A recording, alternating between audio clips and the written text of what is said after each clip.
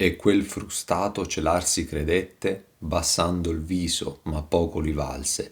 Ch'io dissi, o tu che l'occhio a terra gette, se le fazion che porti non son false, venetico sei tu, caccianemico, ma che ti mena sì pungenti salse. E quel peccatore, frustato dai demoni, credette, pensò di celarsi, nascondersi, abbassando il viso, guardando a terra, ma fare così gli valse giovò a poco, perché lo riconobbi. E gli dissi, oh, proprio tu che l'occhio, lo sguardo, getti, butti a terra, se le fattezze che porti non son false, ingannevoli, tu sei venedico caccianemico dei caccianemici dell'orso. Ma che cosa ti mena porta con decisione a salse, pene così pungenti, dolorose? L'ombra qui la definisco frustato, perché letteralmente è uno di quelli che si prende, si prenderà a fine incontro e per sempre le frustate da dietro. Siccome lui non voleva farsi riconoscere, cercò di guardare a terra per non incrociare nuovamente il mio sguardo. Quindi anche prima mi aveva notato e aveva fatto finta di niente continuando per la sua strada. Questo tentativo di celarsi, primo da quando ho varcato la porta degli inferi, opposto all'atteggiamento comune trovato finora, dove alcuni mi correvano incontro, gli valse a poco, dato che io gli dissi che se le sue fattezze non sono false, non mi ingannano, tu sei venetico caccianemico. Sul piano letterale, questo qui, intravedendo me lassù vivo, non voleva che io dicessi poi ai vivi che lui si trovasse qua e il perché. E io, di tutta risposta, scrivo in questa opera il suo nome e cognome e gli chiedo subito cosa lo mena qui. Commedia. Non gli chiedo chi esso sia, gli dico in faccia il suo nome e cognome, anzi per essere più precisi io stando in alto e lui in basso, a uno che voleva celarsi, ma gli chiedo che cosa lo mena qui. Gettare gli occhi a terra allegoricamente significa dedicare il proprio sguardo e quindi avere come proprio obiettivo i beni terreni, comportamento opposto di chi leva gli occhi al cielo. Quando chiami per nome chi non voleva farsi riconoscere, da te lo hai già in pugno, perché gli hai tolto la difesa che pensava di ottenere grazie al restare anonimo. Virgilio sa che è importante per me tornare indietro per affrontare proprio quello lì. E ti faccio notare che, anche a livello allegorico, mi è bastato solo un rapido sguardo per riconoscere un ruffiano, specchiarmi in lui. Invece il seduttore me lo presenterà Virgilio. Venedico sei tu, caccianemico, un verso che inizia col nome e finisce col cognome, nome di famiglia. Nomi e cognomi che sono stati importanti per i dannati incontrati in 1.15 e 1.16, ma che in questo caso invece vorrebbero essere tenuti nascosti da chi è qui che cerca di nascondersi. In 1.15, Brunetto Latino inizia a parlare con me mentre cammino e si presenta con nome e cognome. Nel canto successivo le tre ombre mi corrono addirittura incontro e uno dice il nome e cognome degli altri due e poi del suo. Venetico fu un rilevante uomo politico della seconda metà del 1200, diventando podestà o capitano del popolo a Imola, Modena, Milano, Pistoia, e riuscì a far sposare un suo figlio e una sua figlia con una figlia e un figlio del marchese Azzottavo d'Este. Lo stesso Venetico, dietro istigazione di un antenato, prese parte all'uccisione di Guido Paltena, suo cugino, nell'agosto 1287, ma non è nel nono cerchio per aver tradito i parenti, che siano essi acquisiti, cugini o sorelle. Prima dico digiuno, adesso pungenti salse e alla fine sazie, che a livello letterale hanno a che fare col mangiare. Menare, come sempre, non sta semplicemente per portare, ma significa che cosa ti porta con decisione proprio qui, in questo luogo. Salse è il nome di una valle fuori Bologna dove si buttano i corpi esanimi di chi è indegno di sepoltura. E anche questo significato non si allontana dal testo, visto che mi sto rivolgendo a un bolognese. Le salse pungenti, in prima battuta, restano quelle che si mangiano, ancora, che pizzicano, come le frustate, e anche questo senso si adagia a un canto di azzannamenti, digiuni e sazietà.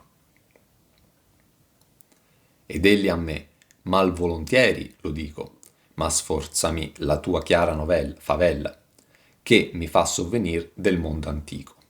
I fui colui che la ghisola bella condussi a far la voglia del marchese, come che suoni la sconcia novella. E lui, Venedico, ormai beccato, rispose a me: malvolentieri lo dico, ma a lui sforza farlo la tua, mia chiara parlata, parlare diretto, che a lui fa sovvenire, sopraggiungere, venire in aiuto dal mondo antico, l'inferno. Io fui, lui fu, colui che, sua sorella Ghisola Bella, condusse, per i propri interessi, a far soddisfare la voglia sessuale del marchese, Estense di Ferrara, Obizo II. Proprio come suona, dice, la sconcia, senza pudore, dice Lia le voci sull'accaduto. Lui mi risponde che non me lo dice tanto volentieri e infatti poco fa aveva anche abbassato lo sguardo perché non voleva neanche farsi riconoscere, quindi figuriamoci dire cosa lo mena qua.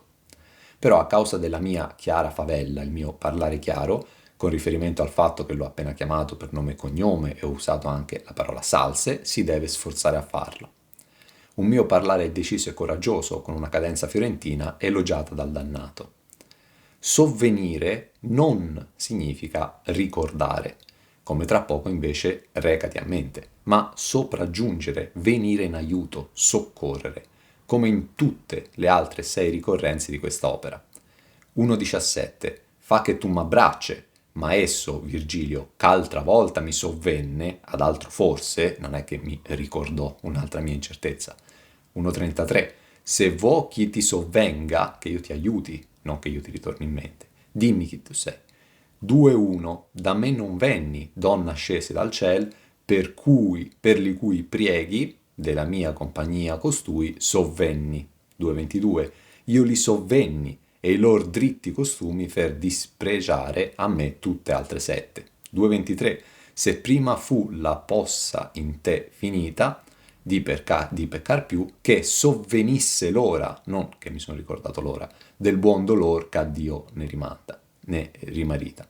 E infine, 7 su 7, ricorrenze con tale significato nella mia opera, 3,3, che di mia confessione non mi sovvenne, venne in aiuto. A ulteriore conferma di ciò, lui parla del mondo antico e, a parte che stona la definizione mondo antico pronunciata da uno che penso sia appena morto, per riferirsi alla vita sulla superficie della terra, ma anche perché antico è riferito all'aldilà nella mia opera. 1,1 vedrai gli antichi spiriti dolenti, 1,8 segando se ne va l'antica prora, 1,9 del viso su per quella schiuma antica, 1,26 lo maggior corno della fiamma antica, eccetera. Quindi, che mi fa sovvenir del mondo antico non significa che mi fa ricordare la vita sulla terra, ma, e la differenza è abissale, che mi fa sopraggiungere, viene in soccorso, seppur per poco, dalla mia condizione infernale. È come se a lui, che comunque da me voleva nascondersi per non farsi riconoscere, il sentirmi parlare da vivo con tanta sicurezza lo faccia per un istante estraniare dall'essere condannato per sempre e risiedere nel basso inferno, in mezzo a tanti bolognesi tra l'altro, come, per fare altri esempi, Francesca, per parlare con me, non è momentaneamente menata dalla bufera infernale, o il conte Ugolino smette di mangiare la testa del suo antagonista, o Ciacco, che appena finisce di parlare con me da seduto, li dritti occhi torse allora in biechi, guardòmi un poco e poi chinò la testa, cadde con essa a par degli altri ciechi. Sulla terra lui fu colui che condusse la sorella di Isola Bella a soddisfare l'appetito, per restare in tema, sessuale, per restare in tema, del marchese, proprio come si vocifera che sia accaduto. Insomma, la sconcia novella racconta la verità, è successo proprio così, e lui non voleva farsi notare per non dare conferme alle dicerie. Approfondimento: Ghisola Bella è la sorella di Venedico, quindi la frode non è nei confronti di lei, perché sennò si consumerebbe su di un parente, su chi ha una fede speciale in lui, e quindi Venedico non si troverebbe nell'8° cerchio, qui, in mezzo a quelli che frodano chi non si fida di loro, questi, ma nel 9° cerchio, in mezzo a quelli che frodano chi si fida di loro, in quanto c'è un rapporto speciale che li lega, in questo caso fraterno. Ciò è chiaramente spiegato in 1,11 da Virgilio. La frode, questa, ond'ogni coscienza è morsa, può l'uomo usare in colui che in lui fida, 9° cerchio, e in quel che fidanza non in borsa, 8° cerchio qui. Questo modo di retro, frode verso chi non si fida di te, par che incida, pur soltanto, lo vinco vincolo d'amor che fa natura, essendo tutti esseri umani e legati da ciò. Onde nel cerchio secondo, degli ultimi tre, quindi l'ottavo in questo, s'annida ipocrisia, lusinghe, chiaffattura, falsità, ladroneggio e simonia, ruffian, e Venedico è infatti un ruffiano punito nell'ottavo cerchio, baratti e simile lordura. Per l'altro modo, tradire chi si fida di te, quell'amor s'oblia, che fa natura, dato che siamo tutti esseri umani, è quel che poi è aggiunto, di che la fede spezial si cria, essendoci tra alcuni di noi un rapporto di fiducia speciale, come appunto fratello e sorella. Onde nel cerchio minore, il nono, ove è il punto dell'universo su che dite siede, qualunque trade, chiunque tradisce, non solo soltanto froda un altro, ma tradisce uno vicino a lui, in eterno e consunto. Il marchese in questione non può quindi neanche essere Azzo VIII, dato che era parente acquisito di Venedico, avendo ben 2 figli a testa sposati tra di loro. Il marchese, voglioso di soddisfare le sue voglie sessuali con la sorella di Venedico, è il predecessore di Azzo VIII, Obizio II, che in cambio di questo accoppiamento ha favorito gli interessi di Venedico. Un Obizio II già incontrato tra i violenti contro il prossimo, in 1.12, e quell'altro che è biondo è Obizio da Esti, il qual per vero fu spento dal figliastro, Azzo VIII, ancora vivo al momento del viaggio, su nel mondo. Venedico è quindi punito come ruffiano perché ha frodato il marchese Obizio II, che non era suo parente, usando la sorella che è lo strumento e non la destinataria della frode per ottenere dei vantaggi personali. Quindi Venedico aveva una sorella di nome Ghisolabella, scritto tutto attaccato, Ghissilabella figlia quondam domini Alberti Cazzanemici, ma non Roffianolla, promettendo le cose che poi non ottenne lei. Fu ruffiano nei confronti, non fu ruffiano nei confronti di lei, fu ruffiano nei confronti del marchese Obizio II, frodato questo uomo potente, che non era suo parente, per i propri interessi, quindi per gli interessi del ruffiano. Esco dal patto narrativo. Prendo le distanze dal testo di Malato perché scrive Ghisola, staccato, bella, e così dà quasi l'impressione che questa fosse una bella signorina di nome Ghisola. Invece i documenti dell'epoca riportano Ghissi la Bella, tutto insieme, figlia di Alberto Cacciamici. Come adesso c'è chi si chiama Isabella, non Isa, staccato, Bella, la bella Isa. Non stupisce invece, perché tuttora a Fiorenza si fa così, mettere l'articolo prima del nome proprio di donna, la Francesca l'Isabella. Prendo le distanze anche da Dante, perché qui commette un errore, ma non concettuale, ci mancherebbe altro, quello lo hanno commesso tutti i commentatori venuti dopo il Lana e prima di me, che in questi 7 secoli hanno seguito la spiegazione sbagliata del Lana, che roffanolla la sorella promettendogli cose che in realtà non ebbe. Il ruffiano ha agito per frode contro il marchese. Ma uno di quegli errori astronomici, biologici, storici che si perdonano a un uomo del 1300 che scrive tale viaggio anni dopo, dato che Venedico Caccianemico era certamente vivo al momento del viaggio di Dante, dato che quasi certamente morì a inizio 1303 e il viaggio, qualsiasi data plausibile si prenda per vera, è svolto quando ancora costui non era quindi fisicamente morto, ma Dante lo trova all'inferno, quindi pensando che fosse morto, senza darne giustificazione come invece farà in seguito, trovando all'inferno persone che ancora non erano morte. E non pur io qui piango bolognese, anzi n'è questo loco tanto pieno che tante lingue non sono rapprese, a dicer scipa tra Savena e Reno, e se di ciò vuoi fede o testimonio, recati a mente il nostro avaro seno. E non solo io qui, nella 10ª bolgia, nella prima delle 10 bolge, piango, soffro, mi lamento, con la cadenza bolognese. Anzi, questo luogo, la prima bolgia, ne è così tanto pieno di dannati che piangono in bolognese, che così tante lingue, persone che parlano, non sono ora, in questo momento sulla terra, apprese, intente, a dire scipa, sipa, sì, tra il fiume Savena e il fiume Reno, il territorio bolognese. E se voglio, fede o testimonianza di ciò, che ci sono qui così tanti bolognesi, recati, devo devo portare alla memoria, mente, il nostro, loro, seno, indole, avaro dei bolognesi.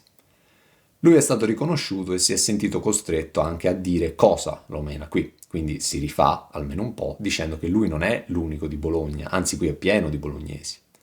Anche nel canto precedente, uno che però aveva iniziato lui a parlare disse: con questi fiorentini son padoano, e in quel caso nessuno farà il suo nome.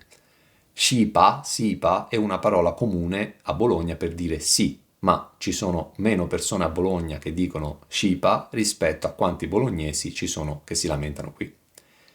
Piangere bolognese sta per lamentarsi in bolognese, e infatti ce ne sono di più qui di ruffiani bolognesi che si lamentano con quella cadenza che ora bolognesi sulla terra che parlano. Savena e Reno sono i due corsi d'acqua che chiudono Bologna. 1-9, sì come ad Arli, ove rodano stagna, sì come a Pola, presso del Carnaro, che Italia chiude e i suoi termini bagna. Conclude dicendomi che se voglio essere sicuro di ciò che ha detto, mi basti pensare alla loro natura avara che li contraddistingue, gente proverbialmente avara. Il dire sì è basilare a Bologna, come in ogni lingua. E ti ricordo che qui siamo tra i ruffiani, sì, ma fermandoci a livello letterale, anche nel De Vulgari Eloquenzia, distinguo le lingue in base a come si dice sì, e quindi la lingua del Scipa, la lingua Doc, la lingua Doil, o semplicemente 1.33 ai Pisa, vituperio delle genti, del bel paese là dove il sì suona, l'Italia. L'avaro seno, proverbiale dei bolognesi, come Venedico, disposti a tutto, anche a usare la sorella per ottenere vantaggi personali, e la conferma a tutto ciò è questi versi saranno richiamati in 2.22. Come poté trovar dentro al tuo seno di Stazio, che però scoprirò non essere stato avaro, loco avarizia, tracco tanto senno, come in 1.4, di quanto per tua cura fosti pieno. Esco di nuovo dal patto narrativo, perché anche questa volta non ce l'ho fatta a dare retta alla versione di Malato, che all'interno di questo progetto, prima di queste terzine, avevo considerato esatta al 100%, come se quello fosse il testo scritto da Dante, non potendomi permettere, uscirei dal patto narrativo, di dire di volta in volta quale variazione del testo prendo per buona. Qui però Malato riporta piango, virgola, bolognese, 2 punti. Parafrasando, non sono io il solo bolognese che vi piange.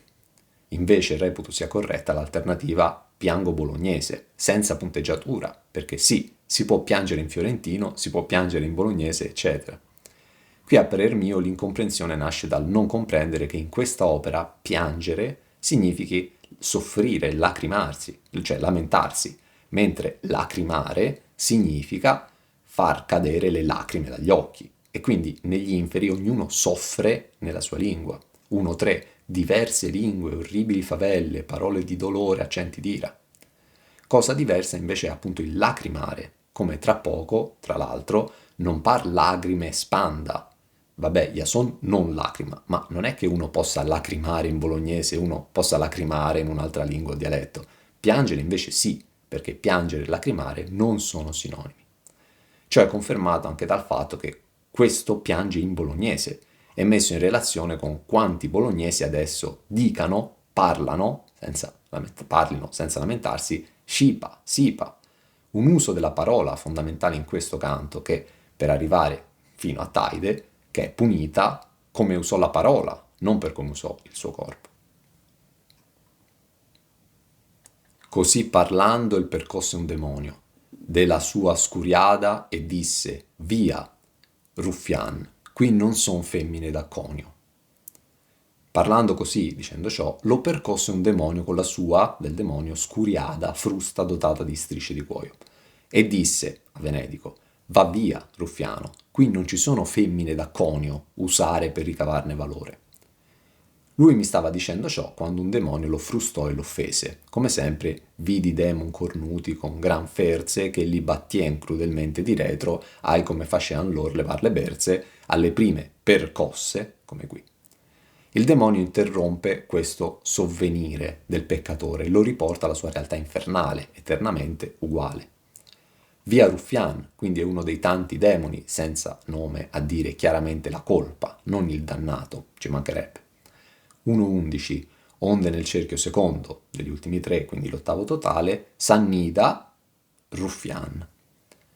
Non solo ruffiano, ma il demone ci tiene a specificare che qui non ci sono femmine, termine diverso dal più nobile donne, da coniare. Qui non si sta parlando di femmine da ingannare, l'inganno lui l'ha perpetrato ai danni del marchese, che per avere in cambio dei vantaggi. Qui coniare sta per trarre vantaggi, ricavarne un valore. Ghisola Bella è stata il mezzo che il ruffiano venedico ha usato ai danni di Obizio II per trarne da lui dei vantaggi. La vittima della frode è il non parente Obizio II, non la sorella Ghisola Bella. A conferma del confermato, conio rimanda alla moneta anche nelle altre, tutte, ricorrenze dell'opera.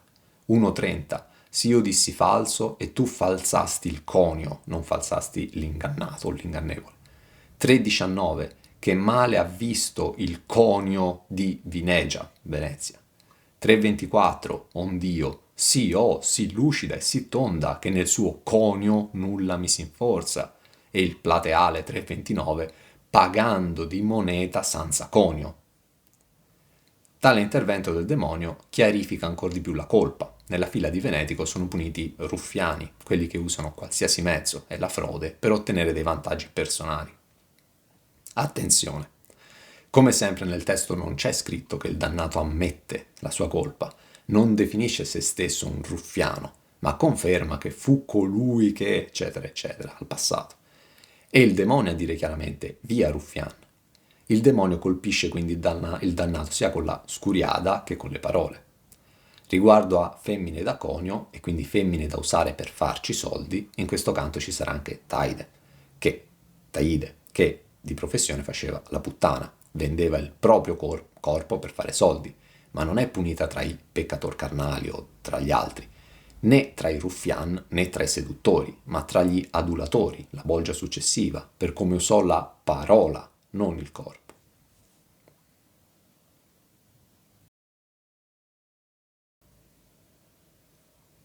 I mi raggiunsi con la scorta mia, poscia che con pochi passi divenimmo, là ove uno scoglio della ripa uscia.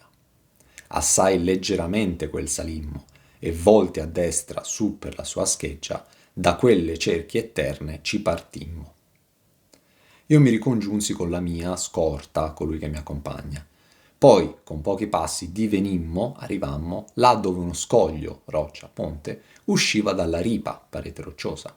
Assai facilmente, con leggerezza, salimmo su quello, scoglio, ponte, e volti, andati a destra, su per, attraverso la sua scheggia, la struttura irregolare, da quelle circonferenze eterne, l'argine esterno circolare che delimita la prima bolgia, ci partimmo, separammo, allontanandoci. Basta parlare con Venedico, raggiungo la mia scorta, colui che mi accompagna, che si era fermato. Ci muovemmo solo poco e arrivammo dove c'era uno scoglio, masso, ponte, che fuoriusciva dalla ripa e salimmo con facilità sopra di questo. Ci separammo, partimmo da partire, separare, quindi da quelle cerchie eterne, dal primo argine circolare che limita esternamente la prima bolgia, che abbiamo appena lasciato per salire su un ponte. A conferma che per cerchie eterne non si intenda qui la prima bolgia divisa in due sensi di corsia, ma i suoi argini, a parte che continueremo a parlare della prima bolgia anche nelle prossime terzine, quindi non ci siamo ancora separati da lei, ma anche perché prima scrivo quale, dove per guarda delle mura, qui cerchie, che qui sono eterne, più e più fossi, qui bolge, cingoli castelli, la parte dove son rende figura, tale immagine qui vi facevan quelli. Dopo essere saliti senza difficoltà su questo scoglio e avendo quindi una vista sopraelevata, procedemmo su questo ponte che tagliava la prima bolgia, scogli, movien che recidean gli argini e fossi, lasciando passare sotto di lui, del ponte, i dannati. Ripeto, noi stavamo andando verso sinistra. Saliamo su di uno scoglio che va a destra per tagliare la prima bolgia e poi dobbiamo guardare ancora a destra per vedere in volto chi stava seguendo il nostro stesso verso e che adesso invece ci viene incontro. Ti ricordo che nella circonferenza esterna della prima bolgia, quella più vicina a noi, i dannati ci venivano incontro, dal mezzo in qua ci venivano verso il volto. mentre nella circonferenza interna della bolgia, quella più lontana da dove ci trovavamo noi, i dannati andavano nel nostro stesso verso, di là con noi. Quindi non solo andiamo un po' in su, assai leggermente quel salimmo, ma anche saliamo sul ponte andando a destra e volte a destra. Ciò non vuol dire di certo che ci dirigiamo o ci rivolgiamo verso il bene. Siamo su di un luogo che è stato paragonato ai castelli e ai loro ponticelli, di legno in quel caso, ponti di pietra in questo, e qui però scrivo scheggia, termine notoriamente usato per il legno, per descrivere invece il corpo di una pietra irregolare. 1.13 sì, della scheggia rotta usciva insieme parole e sangue. 1.22 o tu che siedi tra gli scheggion del ponte 4.4. 1.26 tra le schegge e tra i rocchi dello scoglio. Il senso allegorico di questa coppia di terzine è che mi riavvicino alla mia scorta e insieme a lei con facilità riesco a superare tali colpe che sono qui punite per procedere oltre.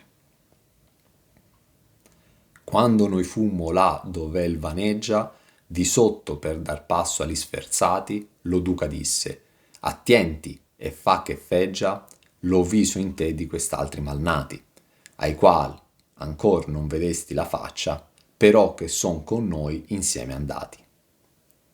Quando noi, io e Virgilio, fummo, giungemmo, là dove esso, lo scoglio, il ponte di roccia, vaneggia, è vuoto, di sotto, per dar passo, fare da passaggio, agli sferzati, i peccatori frustati che camminano in cerchio intorno, il duca, colui che conduce, disse, attieniti, devo tenermi, fermarmi, e fai, devo fare, in modo di ferire in te, me, il viso, la vista, di questi altri nati male, i seduttori, dei quali ancora, finora, non hai o visto la faccia, dato che sono andati insieme, nello stesso verso, con noi.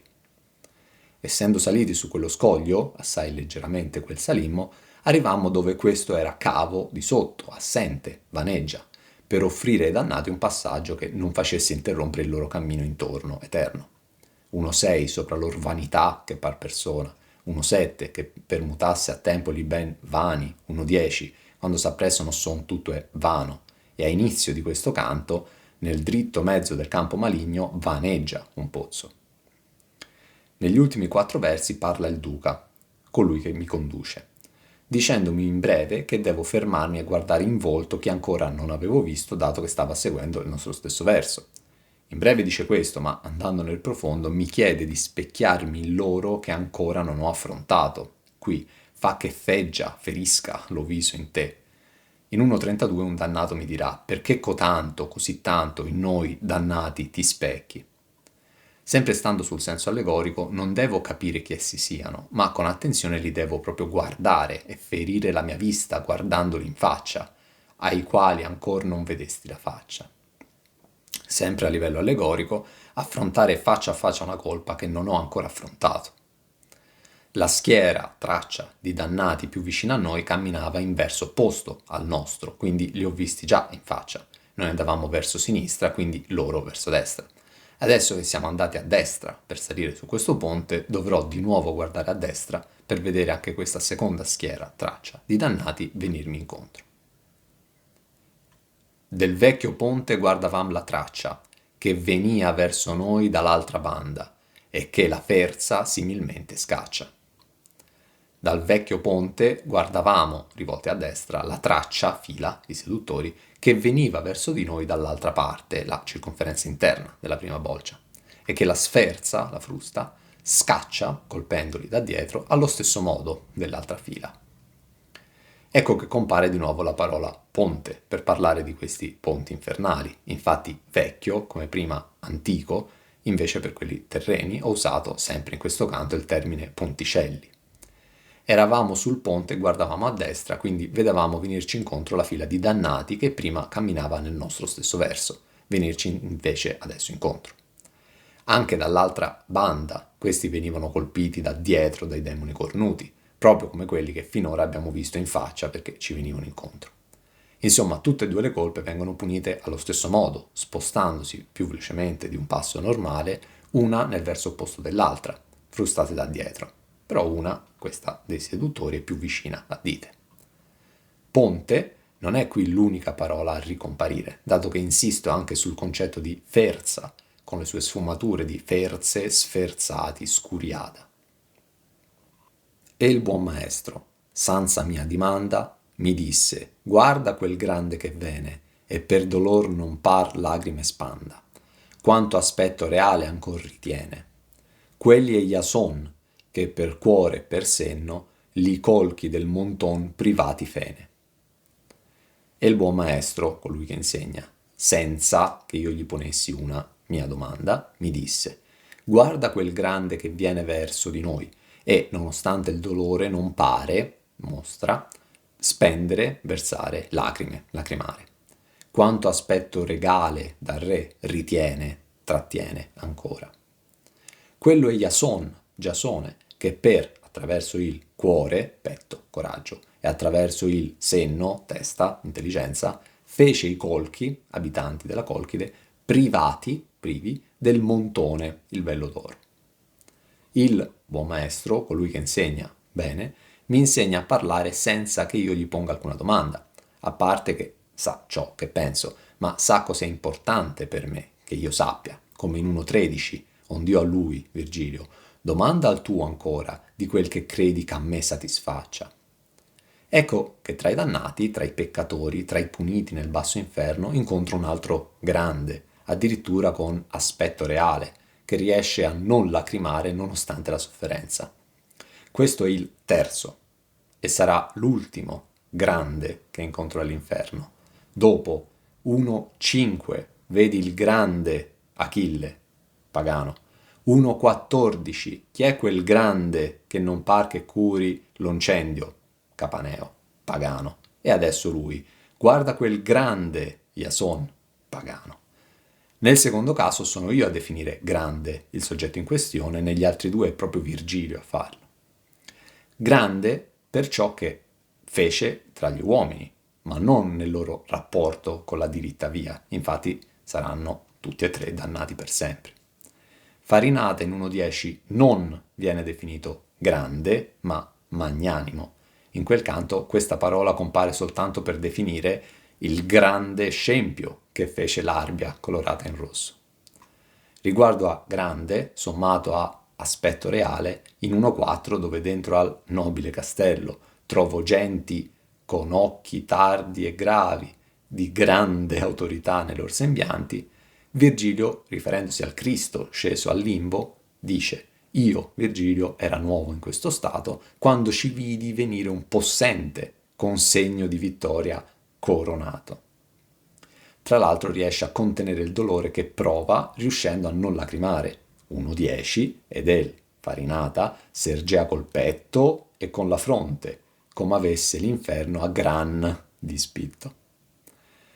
L'impresa più nota di Iason è quella di aver sottratto il vello d'oro, quelli è Iason che per cuore e per senno li colchi del monton privati fene.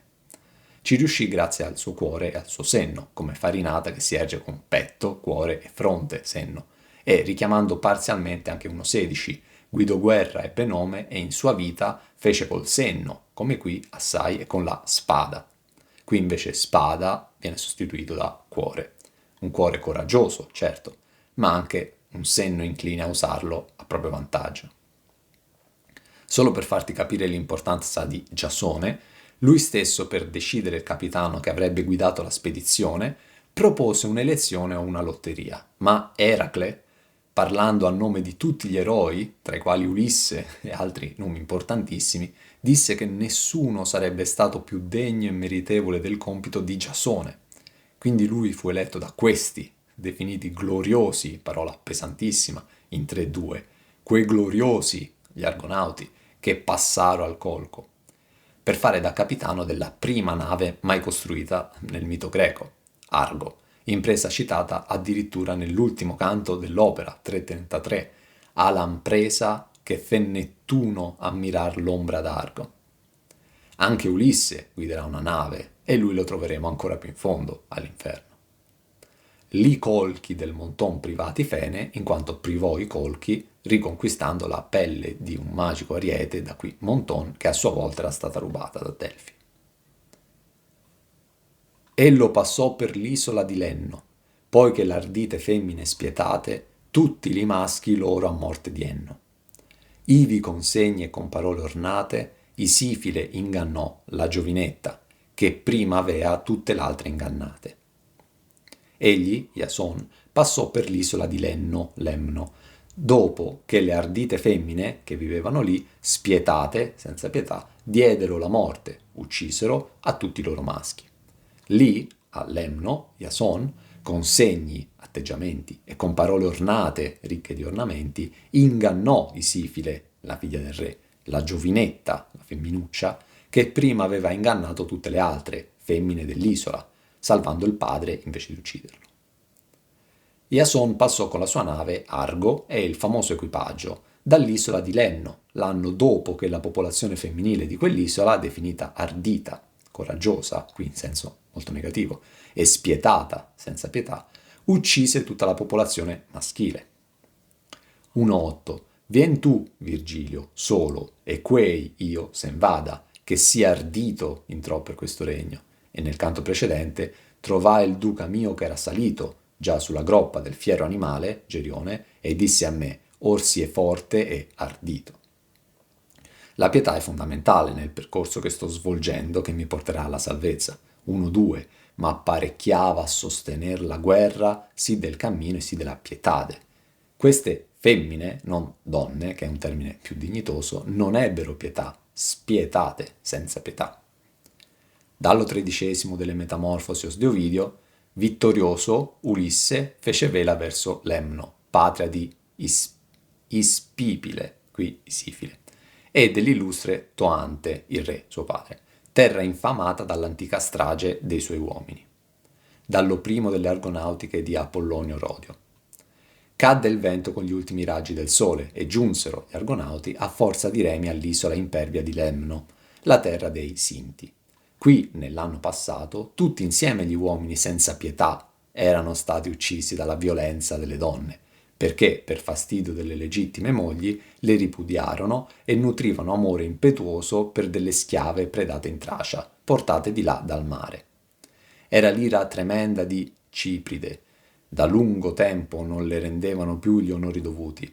Sciagurate, non ebbe confine la gelosia rovinosa, non solo i mariti e le amanti uccisero nei loro letti, ma ognuno che fosse maschio, così nel futuro, pensavano, non avrebbero mai scontato la pena dell'atroce delitto.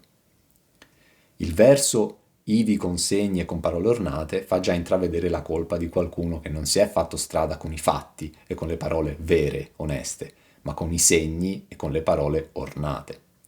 Ornate non è di per sé un termine negativo, tanto che compare altre 2 volte. La parola ornata di Virgilio in 1.2, definito anche verace duca, e poi in 3.31 vedea visi e a carità suadi d'altrui lume fregiati e di suo riso, e atti, non segni, ornati di tutte onestadi. Sempre rimanendo in 1.2, Beatrice definisce le parole di Virgilio ornate, mentre io definisco le parole di Beatrice vere, che ha tutt'altro peso, o pietosa, qui spietate, colei che mi soccorse, qui invece uccise, e te cortese, pagano, cupidisti tosto, alle vere parole che ti porse. Con segni e parole ornate Iason ingannò Isifile, la giovinetta, di nuovo non la donna, come neanche scrivo uomini ma maschi, mentre invece Iason è definito grande, aumentando la sproporzione tra ingannatore e ingannata, che nella strage che portò le femmine a uccidere i maschi, lei ingannò le sue compagne salvando il padre. Insomma, Iason ingannò per propri interessi chi prima di lui a sua volta aveva ingannato per salvare suo padre. Sempre dallo primo delle argonautiche di Apollonio Rodio, sola fra tutte Issipile, qui Isifile, risparmiò il vecchio padre Toante, che regnava sul popolo, e gli offrì una speranza di scampo. Abbandonato sul mare dentro una cassa, dei pescatori lo trassero a riva nell'isola Enoe. Poi, quando passate le porte furono gli argonauti tranne Eracle, che rimase sulla nave, dentro in città, s'affollarono dietro le donne, accogliendo con grande gioia l'ospite, Iason, ma lui fissava a terra lo sguardo e andava per la sua strada, finché fu giunto al palazzo di Issipile. Poi abbassò gli occhi la regina Issipile a terra e le guance virginee arrossirono, ma tuttavia nel suo ritegno gli disse accorte parole. Straniero, perché tanto tempo indugiate fuori della città? La nostra terra non è abitata da uomini, tutti sono emigrati in Tracia e coltivano quelle campagne. Adesso ti dirò il vero sulle loro colpe, desidero che lo sappiate. Quando Toante, mio padre, regnava sulla città, i nostri soldati andavano spesso su navi a prendere le terre di Tracia, che stanno di fronte, e di là riportavano immenso bottino e molte fanciulle. Così si compiva l'ira tremenda di Afrodite, che li rese ciechi e li condusse a rovina. Presero dunque in odio le mogli legittime e, cedendo alla folle passione, le cacciarono via dalle case e divisero il letto con quelle schiave di guerra, sciagurati. A lungo soffrimmo sperando che, anche se tardi, mutassero il loro pensiero, ma invece la nostra disgrazia diventava 2 volte più grande. Trascuravano i figli legittimi, nati in casa, e fiorivano razze bastarde. Le vergini, le madri vedove, andavano in giro neglette per la città. Né il padre si prendeva cura più della figlia, se anche sotto i suoi occhi l'avesse vista sbranata da una matrigna furiosa. Neppure i figli difendevano più come un tempo dalle ingiurie la madre. Nessuna sorella stava più a cuore del fratello. Nessuna sorella stava più a cuore del fratello. Venetico. Nelle loro case, in piazza, durante i banchetti, alle danze, soltanto alle donne pensavano, finché un dio ci infuse nel cuore l'estremo coraggio, qui ardite, di non ricevere più in città al loro ritorno gli uomini. Riacquistassero senno e giustizia, qui senno e cuore, o se ne andassero altrove, assieme alle loro schiave. Essi chiesero i figli, tutta quanta la razza dei maschi che restava in città, e ritornarono ai campi nevosi di Tracia, e ancora oggi là sono. Voi dunque restate con noi, e se tu volessi porre la tua dimora qui, e così ti piacesse, io potrei darti il trono che fu di mio padre, e di questa terra. No, non avresti da lagnarti, e fertile più che ogni altra tra queste terre, tra queste isole, popolano il mare Egeo. Torna alla nave, Iason, e di ai tuoi compagni, argonauti, ciò che ti ho detto, e non voler restare fuori dalla mia città. Così disse, addolcendo il discorso sugli uomini uccisi. Infatti non è che andò proprio così, parola ornata.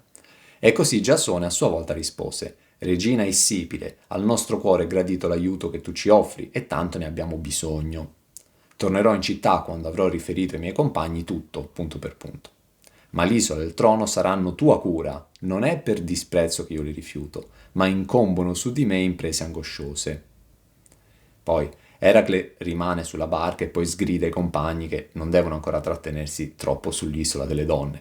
Allora la regina dà un addio commovente a Iason.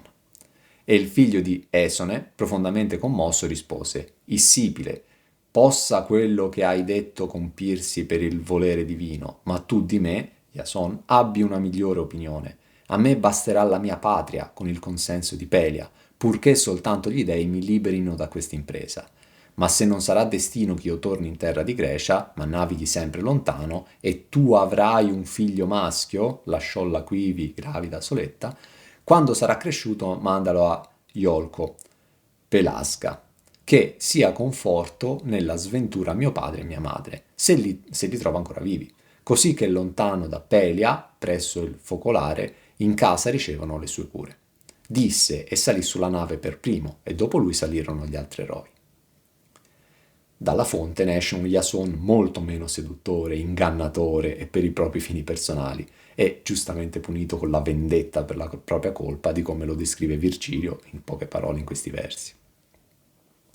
Lasciòlla quivi, gravida, Soletta, tal colpa a tal martirio lui condanna, e anche di Medea si fa vendetta.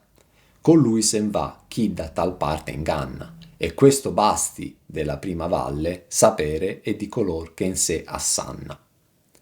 Proprio qui, sull'isola di Lenno, la Iason Aisifile lasciò gravida, incinta e Soletta, senza marito e futuro padre dei figli. Tale colpa, seduzione ingannevole a proprio vantaggio, condanna lui, Iason, a tale martirio, sofferenza in nome di Dio, e si fa vendetta, giustizia, lo stesso martirio al quale è condannato, anche di, avendo fatto la stessa cosa con Medea, figlia del re dei Colchi. Insieme a lui, a Jason, se ne va chi? Coloro che inganna per i propri interessi e direttamente usando la vittima, allo stesso modo i seduttori. E mi basti sapere questo della riguardo alla prima valle bolgia e di coloro, ruffiani e seduttori, che in sé, dentro sé, tale bolgia azzanna, morde con violenza, punisce. Dopo averla sedotta, Jason abbandonò Isifile incinta e tutta sola. Per questo lui è condannato per sempre qui, e anche per ciò che fece a Medea, anch'essa figlia di un re, cioè la stessa cosa, sedurre a propri vantaggi usando segni e parole ornate, per poi abbandonare chi era innamorata di lui, che invece era stato solo uno strumento da usare e buttare via. Tra l'altro, gravida, Soletta, posti uno dopo l'altro, contrastano ancora di più nel fatto che se una è gravida non è già più sola, ma dentro di sé ha altre vite, ma Soletta perché è abbandonata. Questo contrasto riprende il precedente grande giovinetta, che rima con Soletta e vendetta. Dallo settimo delle Metamorfosios di Ovidio, poi, dopo lunghe traversie, guidati dal grande, come qui, Giasone, raggiunsero le rapide del limaccioso Fasi. Ma quando si rivolgono al re, qui aspetto reale, il padre però di Medea in questo caso, per ottenere il vello, qui Monton, di Frisso, viene loro imposto da affrontare l'onere di prove spaventose. Fu allora che un gran fuoco divampò nella figlia di Eta, la figlia del re Medea, il re. A lungo lei cercò di contrastarlo, ma quando con la ragione vide di non poterne vincere la furia, invano ti ribelli, Medea. Certo, un dio deve opporsi, se ciò che chiamano amore questo non fosse, o qualcosa di simile, stupita ne sarei. Perché mai troverei così duri gli ordini di mio padre, allora, dopo Fetonte e Icaro, un altro figlio, qui figlia, che non segue i giusti comandi del padre. Scaccia dal tuo, Medea parla con se stessa, petto di vergine la fiamma che vi infuria se ci riesci, infelice. Se ci riuscissi sarei più saggia, ma un impulso inaudito mio malgrado mi trascina il menare di questa opera. La passione mi consiglia una cosa, la mente un'altra, sottomettere la ragione al talento. Vedo il bene, l'approvo e seguo il male. Poi, che male ha fatto Giasone? Solo un barbaro rimarrebbe insensibile alla sua giovinezza, nobiltà e valore, qui per cuore e per senno. Se altro non avesse, chi non incanterebbe quel suo viso? E certo il cuore mio l'ha incantato, ma se non lo soccorro, travolto sarò dalle vampe dei tori. Travolto sarà dalle vampe dei tori, si scontrerà con i nemici generati dalla terra che ha seminato, o, immolato alle sue voglie, preda del drago cadrà, che sorvegliava il velo. Poi, tradirò allora gli ordini di mio padre e questo straniero che mi è ignoto si salverà col mio aiuto, per poi, senza di me, da me salvato, spiegare le vele al vento e sposare un'altra, mentre io, Medea, rimango qui in pena. Se hai il coraggio di far questo o di preferirmi un'altra, muoia l'ingrato. No, no, l'espressione del suo sguardo, la nobiltà del suo cuore e la grazia dell'aspetto, temere non mi fanno che mi inganni o che dimentichi i miei meriti. E prima mi darà la sua parola, qui segni e parole ornate, pretenderò che gli dei ne siano testimoni. Non hai motivo di temere. All'opera rompi gli indugi. Giasone ti dovrà gratitudine perenne, celebrerà con te le nozze. Poi, stava recandosi, Medea, agli antichi altari di Ecate, figlia di Perse, celati in un bosco ombroso, in una macchia appartata, e ormai si sentiva forte, represso e quasi svanito l'ardore, quando scorse il figlio di Esone, Giasone, e la fiamma sopita si riaccese. Di fuoco si fecero le guance, come Sifile nelle Argonautiche, imporporandole tutto il viso, e come una piccola favilla nascosta sotto un velo di cenere si alimenta un soffio di vento, e cresce, ritrovando in quello stimolo il perduto vigore, così quell'amore, che avresti detto ormai spento, tanto languiva, si riaccese di fronte alla sua bellezza quando lo vide, e volle il caso che quel giorno il figlio di Esone fosse più bello del solito. Come non perdonarla se ne rimase incantata? Lo contempla tenendogli gli occhi fissi su quel volto, come se solo allora lo vedesse, e nella sua follia non crede d'ammirare un viso umano, tanto da non sapersene staccare. Ma quando lo straniero comincia a parlare, la prende per mano e con voce sommessa le chiede di venirgli in aiuto, promettendo di sposarla. Allora prorompe in lacrime e gli dice: so bene cosa sto facendo, ma non è l'ignoranza del vero che mi fa velo, è l'amore. Tu, grazie a me, ti salverai, ma dovrai mantenere le promesse allora. Sull'altare di Ecate, la dea Triforme, non Dio Triforme, siamo mito pagano, no, verità cristiana, che si racconta vive in quel bosco, lui giura, sull'onniveggente padre del futuro suocero, sul successo della propria rischiosissima impresa giura. È creduto e subito riceve erbe incantate, ne apprende l'uso e tutto lieto si ritira nella tenda.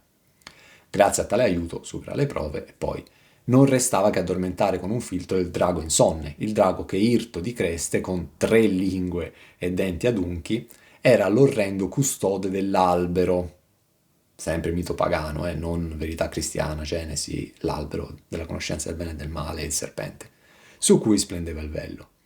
Dopo averlo spruzzato col succo di un'erba soporifera e aver ripetuto 3 volte la formula che immerge nel sonno, quella che placa il mare in burrasca e la violenza dei fiumi, il sonno scese finalmente su quegli occhi che ne erano indenni, e l'eroico figlio di Esone, Iason, si impadronì dell'oro, del vello d'oro, qui Monton. Orgoglioso di quella preda e dell'altra che portava con sé la sua tutrice, così con la sua sposa, Medea, toccò trionfante il porto, poi abbandonerà anche lei. I ruffiani hanno quindi ottenuto vantaggi personali usando, nel caso di Venetico, come mezzo le femmine e la sorella. I seduttori invece, colpa leggermente più grave, dato che stanno nella stessa bolgia ma leggermente più vicini a dite, hanno quindi ottenuto vantaggi personali usando loro stessi le femmine, quindi il vantaggio è sempre personale, non è che i primi hanno frodato per il vantaggio di un altro, però la vittima di frode nel caso dei ruffiani è un terzo, mentre nel caso dei seduttori è la stessa femmina. Ribadisco, qui non è come in 1.7, quando vengono a 2 punti del cerchio dove colpa contraria li dispaia, questi fuorcherci che non han coperchio, piloso al capo. Qui la colpa è la stessa, ma cambia il destinatario della frode e quindi leggermente anche la gravità. I ruffiani per i loro interessi frodano un terzo, facendogli usare, nel caso di Venedico, le femmine e la sorella. I seduttori, per i loro interessi sempre, frodano le femmine che usano. I frodatori dei parenti, traditori, non si trovano proprio qui, ma nell'ultimo cerchio. La Zannare richiama alle nere cagne dei violenti contro se stessi, sul patrimonio di 1.13, di nere cagne bramose e correnti come veltri uscissero di catena, in quel che s'appiattò miser li denti e quel dilaceraro a brano a brano.